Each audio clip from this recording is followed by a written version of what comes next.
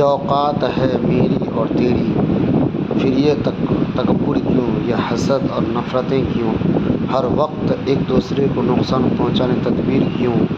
اے لوگو، دنیا کے تمام راستے قبرستان کی طرف جاتے ہیں۔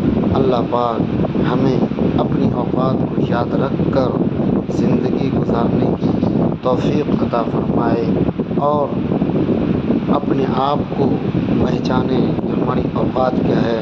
کسی سے جلن، کسی سے حسد، کسی سے بغض، کسی سے کینہ، کسی سے کپٹ یہ رکھنا جائز نہیں ہے۔ اس لیے اسلام کے نوجوانوں، اسلام کے ماننے والوں، اے لوگوں، ہم اس دنیا سے جو جائیں گے کیا لے کے جائیں گے؟ اللہ کو کیا منہ دکھائیں گے؟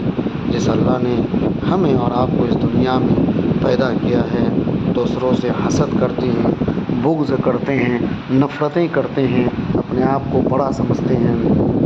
اس لیے ان سب چیزوں سے بچیں اور دنیا میں ہر ایک سے بھلائی کرنے اور ان سے اچھائی کرنے کی توفیق عطا فرمائے۔ اللہ تعالی ہم تمام لوگوں کو کریں سرزد عمل کی توفیق عطا